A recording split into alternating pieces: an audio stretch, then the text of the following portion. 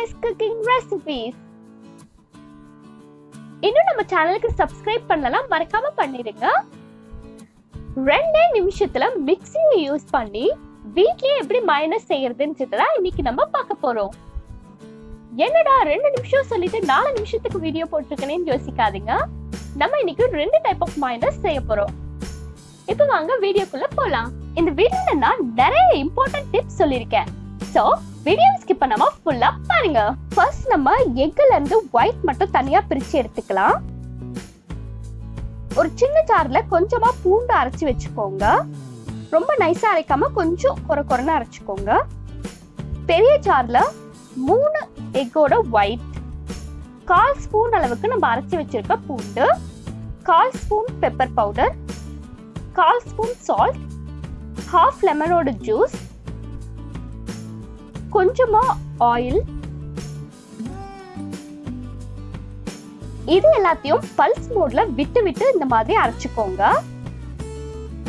திரும்ப கொஞ்சமா ஆயில் விட்டு பல்ஸ் மோட்ல அரைச்சுக்கலாம்.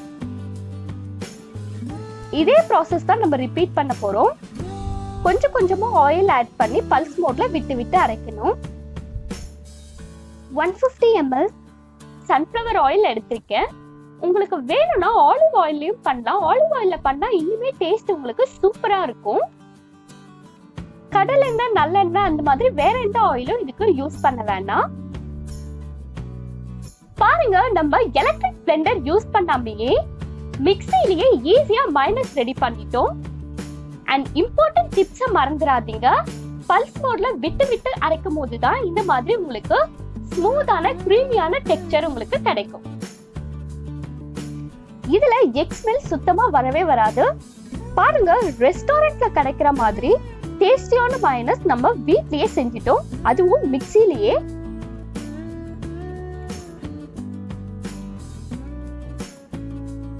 இப்போ வாங்க ஃபுல் எக்ல மயோனைஸ் எப்படி ரெடி பண்றதுன்றத பார்க்கலாம். 2 ஃபுல் எக் எடுத்திருக்கேன்.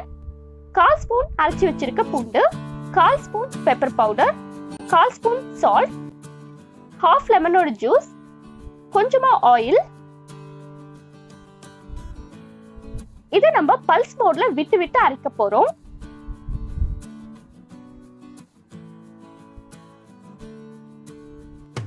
திரும்பவும் ஆயில் ஆட் பண்ணி பல்ஸ் மோட்ல விட்டு விட்டு அரைச்சுக்கோங்க. இதே ப்ராசஸ் தான் நான் ரிப்பீட் பண்ண போறேன். 100 ml ஆயில் எடுத்திருக்கேன். நம்ம ஃபுல் எக் யூஸ் பண்றதால 100 ml அளவுக்கு ஆயில் யூஸ் பண்ணாலே போதும்.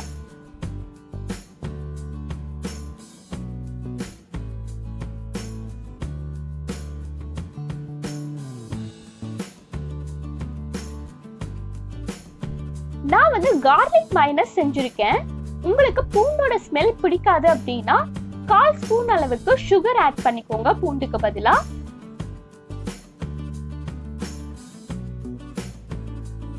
நம்ம எக் ஒயிட்ல செஞ்ச மயோனைஸ் நல்ல ஒயிட்டா கிரீமியா உங்களுக்கு கிடைக்கும். அண்ட் ஃபுல் எக்ல செஞ்ச மயோனைஸ் சாஸோட கன்சிஸ்டன்சில உங்களுக்கு கிடைக்கும்.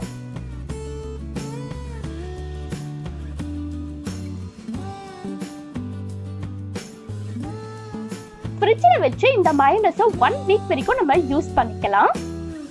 இதை நீங்க வீட்ல ட்ரை பண்ணி பாருங்க. இந்த வீடியோ உங்களுக்கு பிடிச்சிருந்துச்சுன்னா லைக் பண்ணுங்க. உங்க ஃப்ரெண்ட்ஸ்ல யாருக்கு மயோனைஸ் ரொம்ப பிடிக்குமோ அவங்களுக்கு இந்த வீடியோ ஷேர் பண்ணுங்க. மறக்காம நம்ம சேனலுக்கு சப்ஸ்கிரைப் பண்ணிடுங்க. தேங்க்ஸ் ஃபார் வாட்சிங். Fire and ice.